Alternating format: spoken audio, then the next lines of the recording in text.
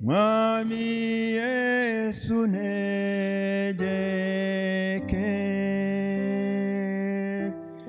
wangabiye amahoro menshi menshi cyane Mwami Yesu negeke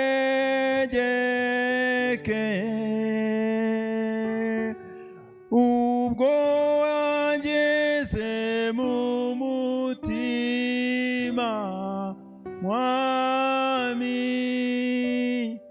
Mwami Yesu negeke.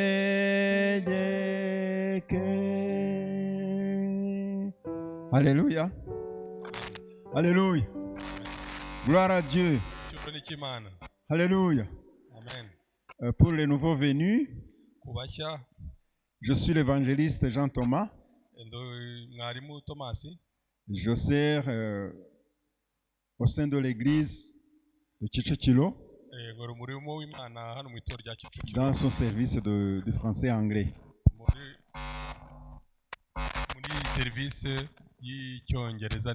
Ce dimanche, je suis béni de me tenir devant la communauté chrétienne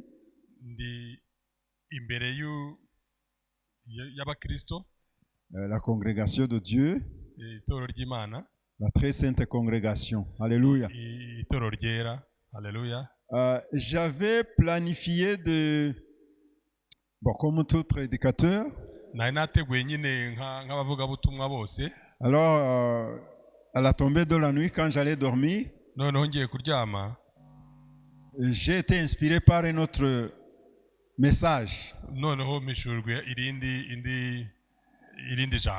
J'ai ouvert la Bible et je me suis rendu compte que la voix que j'avais entendue, c'était le Saint-Esprit. Alléluia. Amen. Alors j'ai directement dévié le thème que j'avais prévu et je me suis forcé de rechercher justement dans la Bible pour que ce message vous soit transmis. Alléluia. Amen. Amen. Amen. Alors le thème d'aujourd'hui, c'est un thème qui dit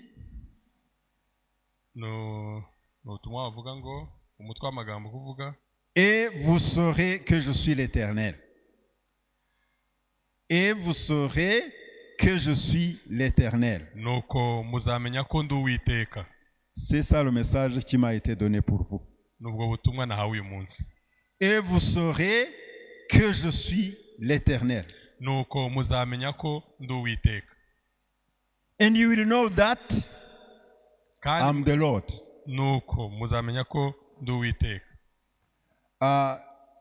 Vous savez, ce passage est écrit dans beaucoup de livres de la Bible.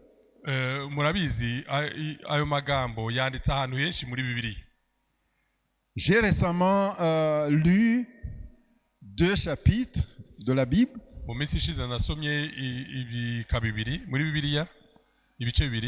Le livre du premier roi. C'était les chapitres 18, 19 et 20. Je me demandais comment le roi Akab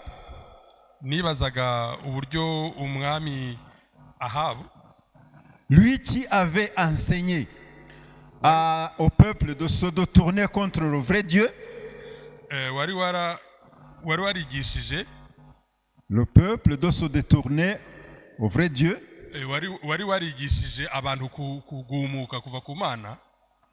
et de leur apprendre à se prosterner devant les idoles, comment Dieu ne l'a pas abandonné. Alléluia. Comment il ne l'a pas abandonné.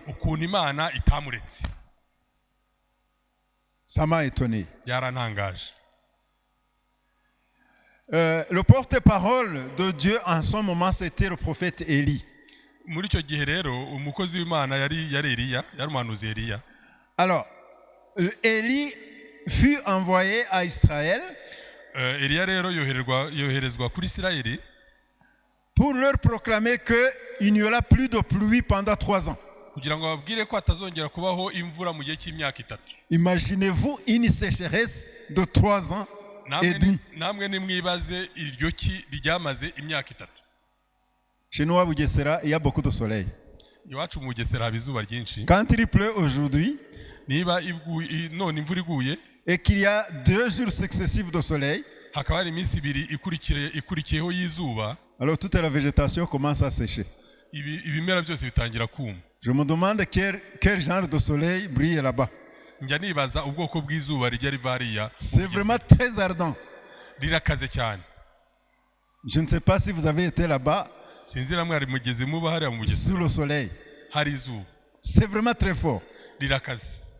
Alors, je me suis demandé si ce soleil avait brillé sur Israël pendant 3 ans et demi. Njya nibaza rero niba nk'iryo zuba ryaravuye muri Isirayeli mu gihe cy'imyaka 3. De la manière que le roi Akab ku buryo umwami Ahabu et son serviteur n'umukozi we sont allés chercher de l'eau pour leur troupeau. basohotse bakajya gushakisha nyine amazi ku bw'imikumbi yabo. Mais d'un seul coup, ariko le prophète Élie apparaît. Muri ako kanya umuhanuzi Eliya araza. Et il a demandé qu'on lui amène le roi. Arambwira ati nimunzanire umwami. Vous remarquez que le roi était fâché contre Élie. Mwibuke ko umwami yari yarakariye Eliya. On lui avait dit que c'est le prophète Élie qui avait stoppé la pluie en Israël. Bari baramubwiye ko ari umuhanuzi Eliya wari warahagaritse imvura muri Isirayeli. Mais en principe ce n'était pas Élie. Ariko mu byukuri ntabwo yari Eliya. Élie n'a fait que prier. Ahubwo Eliya icyo yakoze ni ugusenga gusa. Élie n'a fait que exécuter l'ordre divin. Eliya yakoze ni ugukora ubushake bw'ijuru bw'Imana gusa. Justement, il a proclamé que la pluie s'arrête. Yego nyine yarabivuze ngo imvura ihagarare. Mais ce n'est pas lui qui commande à la pluie de tomber. Ariko ntabwo ari utegeka imvura ngo igwe. Alléluia. Amen. Et vous saurez que je suis l'Éternel. Muzamenya ko ndi Uwiteka. Alors, après quelques instants, no hashize rero umwanya muto, Élie a invité le roi Eliya atumira umwami avec tous ceux qui pratiquaient le spiritisme. N'abandi bose bagaragaraga nk'abasenga. On est allé sur le mont Carmel. Bajya ku musozi w'Ikarumeli. Alors c'est là où Dieu a fait un miracle. Naho ngaho rero Imana yakora igitangaza qui a montré à tout Israël, cyeretse abayisirayeli bose, le roi y compris, n'umwami arimo, que il est l'Éternel. Ko ari Uwiteka. Alléluia. Amen. Et il a fait descendre le feu. Yamanuye umuriro. Et le feu a consumé. Nuko umuriro ukongora igitambo. Alors, toute la population abantu bose baraho rero se sont prosternés. Bahita bikubita hasi imbere y'Imana. Et tout le monde a déclaré, ce Dieu, c'est le seul Dieu. Noneho abantu bose baratura baravuga ati iriya ni Dieu est l'Éternel, Dieu est l'Éternel, Dieu est l'Éternel. Imana ni Uwiteka. Alléluia. Alléluia. Amen. Ça ne s'est pas arrêté par là. Ntabwo byagarukiye aho. Je vous ai dit que je me suis demandé comment ce Akab qui avait enseigné aux gens de se détourner, de se révolter contre Dieu. Nababwiye ukuntu Ahabu wari waragishije abantu kuva ku Mana. Dieu est venu plusieurs fois pour se montrer à lui. Ukuntu Imana yamugendereye kenshi. Alléluia. Amen. Que Dieu vienne se montrer à moi et à toi malgré nos faiblesses. Icyampa Imana ikansanga nawe ikagusanga nubwo turi abanyantege. Malgré nos faiblesses. Nubwo turi abanyantege. Alléluia. Amen. Je vais demander à mon confrère de nous lire 1 Roi, chapitre 20. reka dusome abami ba mbere ibice 20 verset 13. duhere ku murongo wa 13. Umutwe w'amagambo uravuga ngo umuhanuzi ahanurira Ahabu kunesha. Uwo mwanya haza umuhanuzi asanga Ahabu umwami w'Abayisiraheli, aramubwira ati Uwiteka aravuze ngo ntureba ziriya ngabo zose uko ari nyinshi, uyu munsi ndazikugabiza umenye ko ndi Uwiteka. En français, il est écrit: Mais voici un prophète s'approcha d'Akab, roi d'Israël, et il dit: Ainsi parle l'Éternel. Vois-tu toute cette grande multitude? Je vais la livrer aujourd'hui entre tes mains, et tu sauras que je suis l'Éternel. Alléluia. Alléluia. Et tu sauras que je suis l'Éternel. Ndi Uwiteka. L'Éternel peut se manifester Uwiteka ashobora kwigaragaza pour te juger. kugira ngo agucire imanza. Ça a été le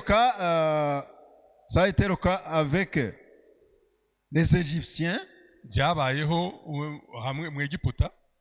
Si vous lisez Exode chapitre 14 verset 18, mubaze kuva 14 ibice 14 ku murongo wa 18, il est écrit: et les Égyptiens sauront que je suis l'Éternel. haranditse ngo kandi abanyegiputa bazamenya ko ndi Uwiteka Quand Pharaon, ses chars et ses cavaliers auront fait éclater ma gloire. ubwo Farawo, amafarashi ndetse n'abagendaho bazaba Font éclater ma gloire. bazagaragaza icyubahiro cyanjye. Alléluia. Ça veut dire quoi? Ça veut dire que Dieu allait se manifester devant les Égyptiens. bishatse kuvuga iki? Bishatse kuvuga ko Uwiteka yajya kwigaragaza imbere y'abanyegiputa, Mais à la forme d'une punition. ariko mu buryo bw'igihano, Parce qu'il avait fait plusieurs interventions, kubera ko yaragiye abereka kenshi, mais ils ne voulaient pas y croire. ariko ntibabyemere. Alors cette fois-là, noneho rero kiriya gihe Dieu allait se manifester Imana yari igiye kwigaragaza pour montrer aux Égyptiens kugira ngo yereke abanyegiputa qu'il est éternel. ko ari Uwiteka. Alléluia. Amen.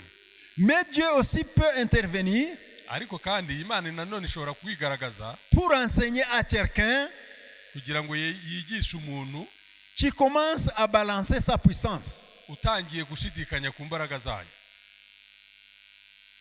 C'est un vrai terme, gushidikanya. Tu commences peut-être à te demander: est-ce que ce Dieu est toujours puissant? ugatangira gushidikanya ngo ariko se noneho iriya Mana koko yaba igishobora byose. Il est écrit que Dieu est amour. biranditse ngo Imana ni urukundo. Comment est-ce que Dieu peut permettre que les gens me fassent de telles mauvaises actions? ese ni gute noneho iyo Mana yatuma abantu bankorera biriya? Pourquoi Dieu permettrait-il des guerres? kubera iki Imana yatuma habaho intambara? Il y a aujourd'hui une guerre qui fait rage en Europe. hariho muri iyi minsi hariho intambara imeze nabi hariya mu bihugu by'Uburayi. Je pense même qu'il y a certains réseaux sociaux nibwira ko hariho n'imbuga nkoranyambaga qui en ont profité babyungukiyemo cyane pour diffuser les mensonges. kugira ngo bagende nyine bamamaza ibihuha. Ne vous laissez pas embranler par ces fausses informations. ntimukagere mutwarwa n'izo mpuha. Mais Dieu peut permettre cette guerre ariko Imana ishobora kwemera intambara pour montrer qu'il est l'Éternel. kugira ngo yerekane ko ari ishobora byose. C'est possible. birashoboka. Nous venons de lire un passage. tumaze gusoma ijambo. Le miracle que Dieu avait montré à Ahab, igitangaza Uwiteka yari yareretse Ahabu, ça ne suffisait pas pour lui enseigner sa puissance. ntabwo cyari cyahagije kugira ngo kimwemeze imbaraga zayo. Alors après cela, noneho nyuma yaho il a permis que l'armée de la Syrie ko yemeye noneho ko igitero cya Siriya vienne troubler l'ordre ou la paix d'Israël. yemeye ko icyo gitero kiza noneho kubuza umutekano abayisirayeli. Mais nous avons lu un verset ariko twasomye igice qu'au moment où les Israéliens se demandaient ce qui va s'en suivre, ubwo abayisirayeli bari baheze mu rungabanga bibaza ikigiye gukurikiraho, voici un prophète arriva. dore noneho umuhanuzi araza. Alléluia. Amen. Il y a des moments où nous sommes vraiment dépassés, hari igihe biba byaturenze, où nous commençons à mettre Dieu sur une balance. twatangiye gushidikanya ku Mana. Il y a des prédicateurs qui disent souvent, est-ce que Dieu peut ou il ne peut pas? hari abavuga ubutumwa bajya bavuga ngo ese ngo Imana irashobora cyangwa ntishobora. Mais Dieu peut. nyamara Imana irashobora Et il peut tout. kandi ishobora byose. Alléluia. Haleluya. Il a permis que les Syriens, une grande armée, viennent yemeje ko abasiriya igitero kinini kiza pour envahir le pays d'Akab kugira ngo baze buzure mu gihugu cya Ahabu, et la détruisent. kugira ngo bagisenye. Mais le roi du ciel déclara, ariko nyirijuru aravuga ngo, ne vois-tu pas toute cette grande multitude? ubona bari abantu bose? Ne vois-tu pas le nombre, l'effectif de cette armée? ntureba bari na ziriya ngabo? Ne vois-tu pas leurs chars? tubona hariya amafarasi yabo? Ne vois-tu pas leurs armes? tubona ziriya ntwaro zabo? Je vais les délivrer entre tes mains. uyu munsi ndazikugabiza. Alléluia. C'est comme si Zelensky, le président de l'Ukraine, ni nk'uko mbese Zelensky uriya mu perezida wa Ukraine recevait un message. yaba abonye ubutumwa. Ne vois-tu pas toutes ces fusées? bavuga ati ntubona biriya bisasu Ne byose? vois-tu pas tous ces avions? ntubona ziriya ndege? Ne vois-tu pas tout cet effectif d'armée? ntubona bari aba basirikare bose? Je vais la délivrer entre tes mains. ngiye kubakugabiza. Je pense que ça serait un grand miracle pour les Ukrainiens. yaba ari igitangaza gikomeye Il faut prier pour cette population. Il faut vraiment prier pour l'Ukraine. ni ugusengera kiriya gihugu cyo muri Ukraine. Je pense que depuis 1945, il n'y a jamais eu une si fratricide de guerre. kuva muri 1945 ntabwo hegeze habaho intambara ikaze nk'iriya. C'est terrible. iteye ubwoba. Mais Dieu permet ça ariko Imana yemera nka biriya pour montrer qu'il est l'Éternel. kugira ngo yerekane ko ari Uwiteka. Alléluia. Amen. J'ai lu quelque part dans un réseau social hari ahantu nasomye ku rubuga nkoranyambaga que cette guerre serait peut-être la fin du monde. ngo wabona iriya ntambara ibaye, iyi ntambara y'isi yose cyangwa iherezo ry'isi. Mais il n'est écrit nulle part dans la Bible ariko ntaho byanditse muri Bibiliya que c'est l'homme qui va détruire la terre. ko ari umwana w'umuntu uzarimbura isi. Non? oya. Il peut peut-être brûler, détruire les maisons, ashobora gutwika wenda cyangwa agasenya amazu, brûler toute une région, agatwika akarere kose. parce qu'on est en train de... La technologie a augmenté, on est en train de construire des armes de destruction massive. kubera ko ikoranabuhanga ryaraje, iterambere bari gukora ibitwaro bya kirimbuzi. Mais au-dessus de toute cette force, ariko hejuru y'izo mbaraga zose Dieu est l'Éternel. hari Uwiteka Imana. Alléluia. Amen. Hitler n'était pas facile. ntabwo Hitler. Hitler ntabwo yari yoroshye. Il n'était pas facile. ntabwo yari yoroshye. Il avait conquis toute l'Europe, yari amaze gufata Uburayi bwose y compris la Russie. n'Uburusiya. Mais Dieu est l'Éternel. ariko Imana yari ihari. Alléluia. Amen. Il a mis fin à Hitler yahise ishyira iherezo ku bya Hitler. et le monde a continué. isi irakomeza. Amen. Amen.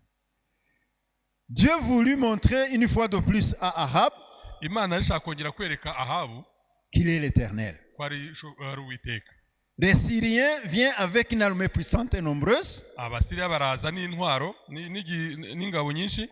mais dans Psaume 127, verset 1, ariko muri Zaburi 124 ouvrez peut-être ce psaume, 127, verset 1, Zaburi 124. il va lire ça en Kinyarwanda quand il va y arriver. Je lis en français en attendant. Il est écrit, Le premier verset. Haranditse ngo Uwiteka iyo atari we wubaka inzu, Si l'Éternel ne bâtit pas la maison, abayubaka baba baruhira ubusa. ceux qui la bâtissent travaillent en vain. Uwiteka iyo atari we urinda umudugudu, Si l'Éternel ne garde pas la ville, umurinzi abera amaso ubusa. celui qui la garde veille en vain. Veiller en vain, ça veut dire veiller et être volé. Ni ukuvuga ngo kuruhira ubusa, ni ukuvuga ngo ni ukuba amaso ariko bakanakwiba. Vous êtes veilleur, Uri umuzamu, vous êtes payé, urahembwa, vous avez eu même les caméras et toutes sortes de choses qui puissent vous aider. mwashyizeho n'ibikoresho byose byagufasha nyine kugira Mais ngo malgré cela, ube maso. les voleurs viennent Hejuru y'ibyo abajura bakaza et ils te dérobent. bakakwiba. C'est grave. Birabaje. Alors, si Dieu ne garde pas un pays, Niba rero Imana itarinze igihugu, si Dieu ne garde pas un peuple, niba Imana itarinze ubwoko, même si vous avez une grande armée comme celle de la Syrie, naho mwagira ingabo zingana iki, vous allez garder en vain. muzaba muruhira ubusa. Que Dieu nous pardonne. Imana itubabarire. Le facteur décisif n'est pas la puissance humaine. Ntabwo ufata umwanzuro wa nyuma ari uko ari umwana w'umuntu, Mais c'est la capacité, c'est la force de l'Éternel. ahubwo ni ubushobozi bw'Imana. Alléluia. Amen. Il est écrit dans 2 Corinthiens 12, 9. Haranditse mu Bakorino, 2 Corinthiens ba kabiri 12, verset 9. 12 ku murongo w'ikenda. Il est écrit, ma grâce te suffit, Ubuntu bwanjye buraguhagije, car ma puissance s'accomplit dans la faiblesse. kubera ko imbaraga zanjye zigaragarira mu ntege nke. Donc, aho intege nke zawe zigeze, imbaraga zanjye zigira gute? Zigaragarira. Niho zigaragarira. Muhe Yesu icyubahiro. Amen. Alléluia. Amen. Dans la faiblesse, Mu ntege nke, lorsque nous ne pouvons rien, igihe ntacyo dushoboye, c'est ça où l'Éternel se manifeste. niho Uwiteka ajya yigaragariza. Une grande armée est puissante Ingabo nyinshi kandi zifite imbaraga devant Israël. imbere ya Isirayeli, Ce n'est pas cela qui a contribué à la victoire. ntabwo aricyo cyatumye abantu batsinda. Nous allons lire ce qui a suivi. Twasomye uko byagenze. Nous allons lire ce qui a suivi. Tugiye gusoma uko byagenze. Alors, vous lisez dans 1 Roi 20, 14 à 22. Twongeye dusubire handi mu gitabo 1 Roi 20, 14 à 22. aho twasomaga, noneho duhere ku murongo wa 14 tugere kuri 22. Ahabu aramubaza ati, ninde uzazidukiza? Nawe aramusubiza ati, Uwiteka avuze yuko ari abagaragu b'abatware b'intebe. Arongera aramubaza ati, ubanza gutera ninde? Umuhanuzi ati, ni wowe. Nuko ateranya abagaragu b'abatware b'intebe baba 232. Hanyuma yaho ateranya abantu ba Isirayeli bose baba 7,000. Igihe cy'abanywa y'ihangu baratera. Ariko icyo gihe Beni-Hadadi yari mu ihema y'inywera yasinze, ari kumwe n'abami bari bamuvunye uko ari 32. Abagaragu b'abatware b'intebe nibo babanje gutera, maze Beni-Hadadi yohereza abo kumurebera, baramubwira bati, tubonye abantu baturuka i Samariya. Aravuga ati, niba bazanywe n'amahoro mubafate mpiri, niba bazanywe no kurwana nabwo mubafate mpiri. Nuko babagaragu b'abatware b'intebe n'ingabo zibakurikiye bava mu murwa baratera, umuntu wese muri bo yica umubisha.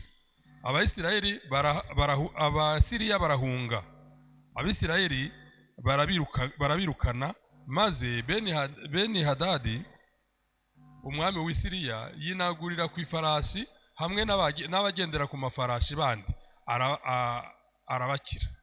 Nuko umwami wa Isirayeli nawe arasohoka atera abagendera ku mafarashi n'amagare, yica abasiriya benshi cyane. Hanyuma umuhanuzi araza asanga umwami wa Isirayeli, aramubwira ati genda wikomeze witegure umenye uko uzabigenza, kuko mu mwaka utaha umwami wa Siriya azongera kugutera. Que Dieu bénisse sa parole. Imana y'umugisha ijambo ryayo. Alors que le prophète s'approcha, ubwo umuhanuzi rero yaraje, il lui dit, aravuga ati va, genda, fortifie-toi, genda wikomeze, même si tu as infligé une défaite à cette armée, nubwo wanesheje kiriya gitero, mais l'année prochaine, ariko umwaka utaha ils reviendront contre toi. bazagaruka kukurwanya. L'armée syrienne avait eu une grande défaite. Ingabo z'Abasiriya zari zatsinzwe cyane. Malgré tout cela,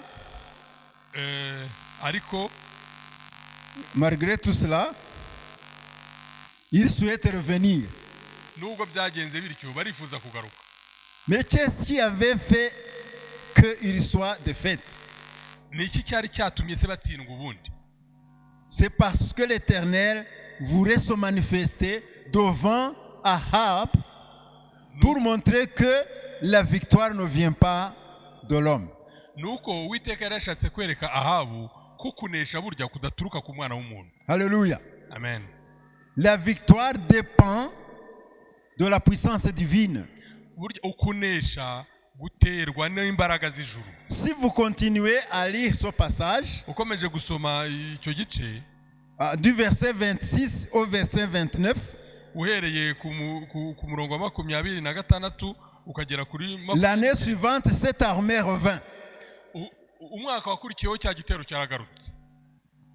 Mais Dieu était toujours là pour protéger son peuple. Ariko buri gihe Uwiteka yari ahari kugira ngo arinde ubwoko bwe. Nous lisons du 26 au 29. Dusomere kuva kuri 26 tugere kuri 29. Umwaka utashye Beni-Hadadi ateranya Abasiriya, arazamuka ajya kuri Afeka kurwana n'Abayisirayeli.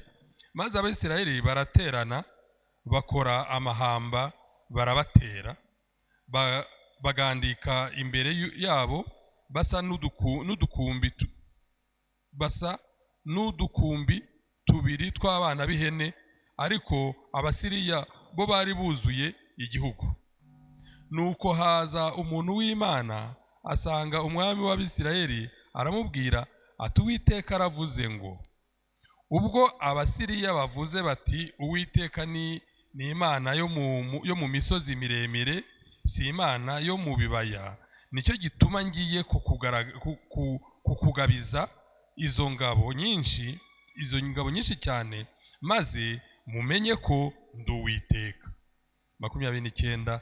Nuko aho bahamara iminsi 7 bahaganditse bategeranye, ariko kuwa 7 bateza urugamba. Abayisirayeli bica mu Basiriya abantu bigenza 1,000 mu munsi umwe. Kandi ubungize kuri 30. OK, c'est 29. 1,000 ça veut dire 100,000.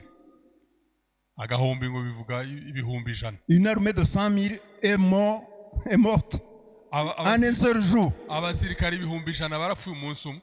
Rappelez-vous qu'ils n'avaient pas de bombe. Mwibuke ko batari bafite. Ils n'avaient pas de bombe. Nta bombe bakoreshaga. Ils n'avaient pas d'armes à feu. Nta ntwaro nk'amasasu. C'était par l'épée et la lance. Yabaga ari icumu n'inkota. 100,000 personnes sont mortes en une journée. Abantu ibihumbi 100 barapfuye umunsi umwe. Une armée d'un pays. Igitero cy'igihugu cyose. Je vous invite à lire ce chapitre quand vous serez à la maison. Vous allez voir comment Dieu se manifeste quand vous avez tout essayé de vous-même iyo et que vous n'avez pas réussi. iyo mwagerageze n'imbaraga zanyu ariko ntimugire icyo mugeraho. Dieu peut permettre que tu sois malade Imana ishobora kwemera kurwara pour se manifester, ariko ari ukugira ngo yigaragaze, pour te montrer qu'il est l'Éternel. kugira ngo yerekane ko ari Uwiteka. Dieu peut permettre que la pauvreté arrive chez toi. Imana ishobora kwemera ko inzara cyangwa ubukene bugera iwawe, Qu'elle ferme les bénédictions du ciel igafunga imigisha y'ijuru, pour qu'un jour kugira ngo umunsi umwe il te montre qu'il est l'Éternel. izakwereke ko ari Uwiteka. Alléluia. Amen. Je ne sais pas comment vous êtes tentés aujourd'hui. Ntabwo nzi ikigeragezo ufite muri iyi minsi, Je ne sais pas comment vous êtes éprouvés aujourd'hui. ntabwo nzi ukuntu uri kugeragezwa, Mais Dieu a permis toute une armée d'un pays de Syrie pour Israël. ariko Imana yemeye ko igitero kiva muri Siriya, Peut permettre que toute une armée arrive chez toi. ishobora no kwemera ko nawe iwawe nyine ibyo bitero biza. Le peuple d'Israël était son peuple. Ubwoko bwa Isirayeli bwari ubwoko bwe, Toi aussi, tu es un des peuples de Dieu. nawe uri umwe muri ubwo bwoko bw'Imana. Alors, les épreuves ne sont pas loin de toi. Les épreuves. Ibigeragezo ntabwo biri kure yawe, L'armée syrienne n'est pas loin de toi. ntabwo ibitero by'Abasiriya biri kure yawe. L'armée syrienne, c'est quoi? Mbese igitero cy'Abasiriya ubu ni iki? C'est toute cette maladie incessante. Ni izo ndwara zidakira, C'est toute cette tentation incessante. ni ibyo bigeragezo bihoraho, C'est toute cette guerre spirituelle que tu as. ni izo ntambara z'uburyo bw'umwuka buhorana, C'est tout ce chômage. n'ubwo bushomeri.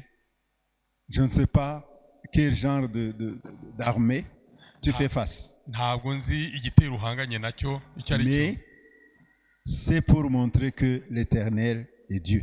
ariko ni cyo kugira ngo umenye ko Uwiteka ari we Mana. Une fois, Moïse lui a demandé, Igihe kimwe Mose yabajije, quand ils étaient encore en Égypte, yabajije Imana bakiri mu Egiputa, si ton peuple me demande ton nom, aravuga ngo ese ngo nibambaza uwo uri we, comment est-ce que je vais leur répondre? nzavuga ngo iki? Et l'Éternel lui répondit, Noneho Uwiteka aramubwira ngo dis-leur que je suis. Dis-leur que je suis. C'est mon nom. ngo babwire ngo ndiho niryo zina ryanjye, Je suis. ndiho. Même si ils sont dans l'esclavage, Nubwo ari mu buretwa, je suis. ndiho. Alléluia. Amen. Même si vous êtes si tentés, si éprouvés, Nubwo uri kugeragezwa gutyo, nubwo uri kugorwa gutyo, Dieu s'appelle je suis. Imana yitwa ndiho. Il est je suis avant que ça arrive. Yitwa ndiho mbere yuko biba, Il est je suis pendant l'épreuve. ndiho ubwo yitwa ndiho nubwo ukiri mu bigeragezo, Et il va continuer à être je suis après les épreuves. kandi zakomeza ibe ndiho na nyuma y'ibigeragezo. Il a été je suis pendant le Covid. Yabaye ndiho mu gihe cya Covid, Quand nous étions enfermés dans nos maisons, igihe twari turi muri guma mu rugo, il a été je suis. yabaye ndiho. Alléluia. Amen. Acclamons le Seigneur pour ça. Dushime Imana ku bw'ibyo. Même jusqu'aujourd'hui, il est je suis. Ndiho, Et vous saurez que je suis l'Éternel. hanyuma muzamenya ko ndi Uwimana, ndi Uwiteka. Avec les confinements incessants, Zizaguma mu rugo z'urudaca, on ne pouvait pas s'imaginer qu'un jour, on s'assierait encore ici. ntabwo twiyumvishaga ko dushobora kuzagira umunsi umwe tukicara nka gutya. On allait oublier les prières du soir ou de la nuit. Twari tumaze kwibagirwa n'amateraniro ya nimugoroba. Mais aujourd'hui, voilà que vous venez même sans ce genre de choses. None reba ko ahubwo muri iyi minsi tutakibuka no kwambara agapfukamunwa. Alléluia. Amen. Et vous saurez que je suis l'Éternel. Muzamenya ko ndi Uwiteka. Nous allons clore notre prédication d'aujourd'hui. Reka dusoze ikibwiriza cy'umunsi. Mais je t'exalte à lire ce passage, 1 Roi 20. Ndagusaba kugira ngo uze gusoma iki gice cyose, Parce que j'ai sursauté pour gagner du temps. Abami ba mbere igice cya 20 cyose. Mais il y a là même où on a fait un message au roi qui disait que on allait revenir. Et le roi a donné une très bonne réponse que j'adore. hari ahantu umwami yatanze igisubizo nkunda Sur le verset 11. ku murongo wa 11. Reka bawudusomere mu Kinyarwanda. umwami w'Abisirayeli aramusubiza ati mumubwire muti ucyambara umwambaro w'intambara ngo atabare ye kwirata nk'uwukuramo atabarutse. Alléluia. Amen. Que celui qui revêt une armure ne se glorifie pas comme celui qui la dépose. ucyambara umwambaro w'intambara ngo atabare ye kwirata nk'uwikuramo atabarutse. C'était justement pour dire au roi Ben-Hadad de Syrie kwari nko ku buryo bwo kubwira nyine Ben-Hadad wo muri Siriya que celui qui commence la guerre, umuntu urimo atangira intambara ce n'est pas lui qui la gagne. ntabwo ari uyirangiza. Alléluia. Satan a commencé la guerre chez toi. Satani yatangira urugambi wawe. Il a envoyé une multitude de démons. yohereje igitero cy'abadayimoni. Mais celui qui provoque la guerre, ariko ushoza intambara ce n'est pas celui-là qui la gagne. ntabwo ari uyinesha. Alléluia. Amen. Jésus a vaincu Satan. Yesu yanesheje Satani. Il l'a vaincu à Golgotha. yamunesheje ku musaraba Golgotha. Il l'a vaincu même dans la tombe. yanamunesheje n'ikuzimu. Il a pris les clés de la tombe du Sheol. yamwambuye imfunguzo Et y'ikuzimu. même aujourd'hui, il est victorieux. n'uyu munsi aracyanesha. Alléluia. Amen. Que celui qui revêt encore une armure ne la dépose pas. ko ucyambaye rero ucyambaye umwambaro w'urugamba, ntawukuremo. qu'il ne la dépose pas comme s'il a terminé la guerre. ntawukuremo nk'aho yarangije intambara. La bataille peut être terminée peut-être, urugamba rushobora kurangira, mais la guerre n'est pas encore terminée. ariko ntabwo intambara irarangira. Le roi d'Israël a été dit, a reçu ce message. umwami wa Isirayeli yabonye ubwo butumwa. L'armée syrienne s'en va. arabwira ati dore kiriya gitero cy'Abasiriya kiragiye. Mais l'année prochaine, ils vont revenir. ariko umwaka utaha bazagaruka. Mais toutefois, Dieu a montré qu'il est éternel. ariko uko byagenze kose Uwiteka yarigaragaje. Est-ce que tu te souviens encore que Dieu est l'éternel?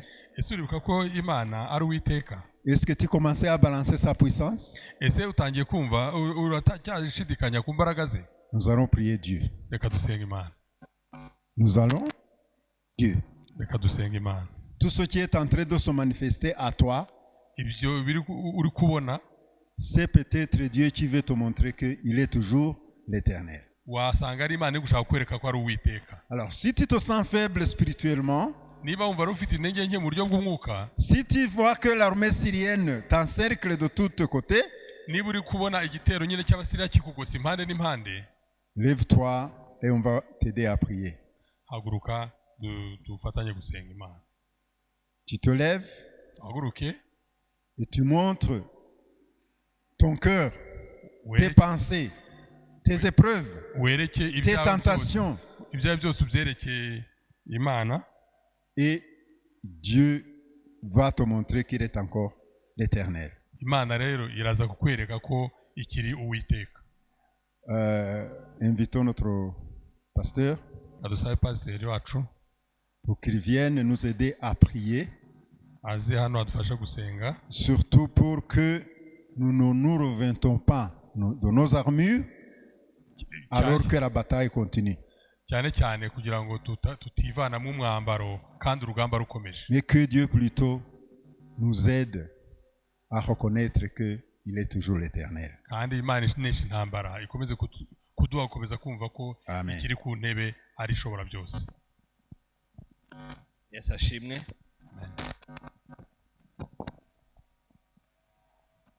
Yesu ashimwe. Haleluya. Mu gitondo nijoro nasengeraga mwarimu Tomasi kugira ngo Imana ize kumukoresha kugira ngo ivugane n'imitima yacu.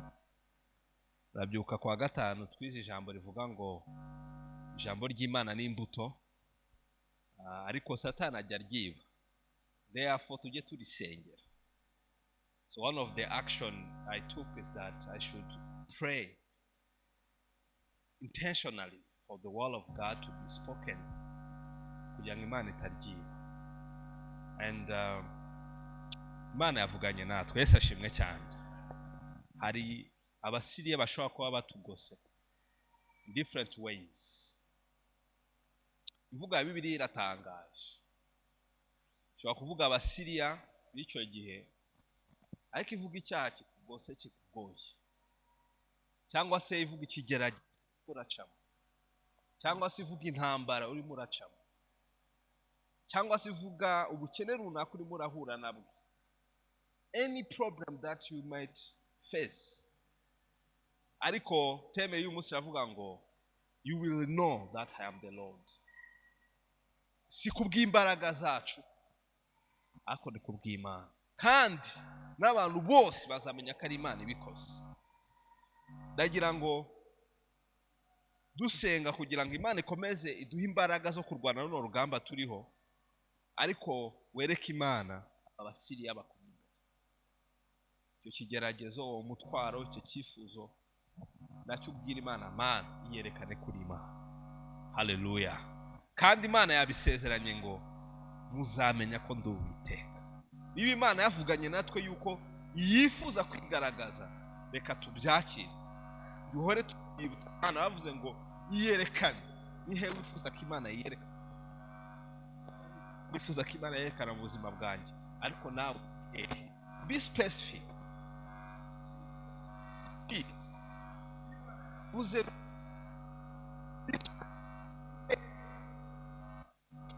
bazavuga ati iyi Imana irakoze. Niba ntaho usengera ubugingo bwawe, ubwira ati Imana no mu bugingo bwawe ndashaka abantu babona ko hari icyo wakoze. Ariko niba hari na specific problem that you are facing, ubwire Imana ndashaka ko na abantu bazabona kuri Imana. Reka tuzamure Imana ibiganza tuyereke ibyo byose. Oh Lord, we come before you again. You have spoken to us, and you promise that you will show yourself in the midst of the battles and the wars and the troubles around us. Ibigeragezo bishobora kuba bifite imbaraga nyinshi, zishobora kuza ari ngo ibihumbi n'ibihumbagiza, ariko Mwami ngo mu munsi umwe wanesheje ibyo bintu, ibyo bihumbagiza, izo ngabo z'abasiriya zari ziteye ubwoko bwawe, kugira ngo wiyerekane kuri Imana. Ntabwo ari kubw'imbaraga zacu, twebwe ntabwo twashobora guhangana n'abasiriya. Hari that overwhelming, it's just overwhelming. Tutabona naho twahera, tudafite naho twahera. Ariko ijambo rye ryatubwiye ngo si kubw'imbaraga zacu, ahubwo ngo wifuza kwigaragaza. Father, we pray that you show yourself in our lives, and may all the people around us, babandi bavuze ngo ntibishoboka, babandi bavuze ngo nta Mana bafite, babandi bavuze ngo ntituzi ko bizagenda, babandi bamaze gucika intege, those who have already given up on us, oh Lord, I pray that you show yourself kugira ngo Mwami everyone know that we serve the Almighty God. Bibiliya yatubwiye ngo atari wowe wubatse Mwami, abubatsi bawe uruhira ubusa. We don't trust in our willpower. Ntabwo twiringira imbaraga zacu, no muri ibi duhanganye mu buryo bw'umwuka ntabwo twiringira imbaraga zacu, ahubwo Mwami twiringiye wowe. Uyu munsi twongeye kubwira ngo turakwiringiye. We trust, we put again the trust in you, Lord. Twongeye kuguha ibyiringiro byacu, turavuze ngo Mwami wowe wubake, wowe urinde umudugudu, wowe uturwanirire aho twe tutakwishoboza, iriya misozi tutakwitereza. Uwiteka Imana, turavuze ngo uyidutereze kugira ngo abantu bose bamenye kuri Imana. Natwe ubwacu tuzahagarare tuvuge ngo ntabwo ari twebwe twabikoze, ntabwo ari twe twabikoze, ahubwo ni Imana yabikoze. Haleluya. Wabishobora Mwami, turakwiringiye. Tegeka Mwami, tegeka kuri buri muntu wese uri ahangaha individually. Ntabwo ujya ukorera mwami muri crowd. You don't deal with people collectively. You deal with people individually. Mwami buri wese uzi umunsi we, uzi ibitekerezo bye, uzi uko yirirwa, uzi ibimuhangayikishije, uzi ibyo areba in the future akagira ubwoba, hari ibyo areba in the past akabona nta nzira. Mwami, deal with our individual problems, Lord. Deal with our individual burdens. Tubizanye imbere yawe mwami. Iri ni ryo tandukaniro ry'abaje imbere yawe n'abatahaje. Nuko abaje imbere yawe bahatura imitwaro. Tuzanye imitwaro yacu, tuzanye ibibazo byacu, tuzanye ibituremereye, tuzanye mwami ingorane zacu, tuzishyize munsi y'ibirenge byawe uyu munsi mwami ku inota ya 8. Kora mwami maze bose bamenye kuri Imana. Et saurait que tu es le Seigneur. Bazamenye kuri Imana. Urakoze ko nta na rimwe, haleluya, nta na rimwe wigeze wirahira, nta na rimwe wigeze usezeranya ngo udutenguhe mwami. Niba ubitubwiye uyu munsi nuko witeguye kugira icyo ukora mwami. Turabyakiriye, turagushimiye, tuguhaye amashyi, tuvuga ngo uri Imana yacu, uri Imana ikora kandi uri Imana ishoboye. Mu izina rya Yesu Kristo. Amen. God bless you so much. And God bless our brother Thomas and Jean de Dieu for this moment.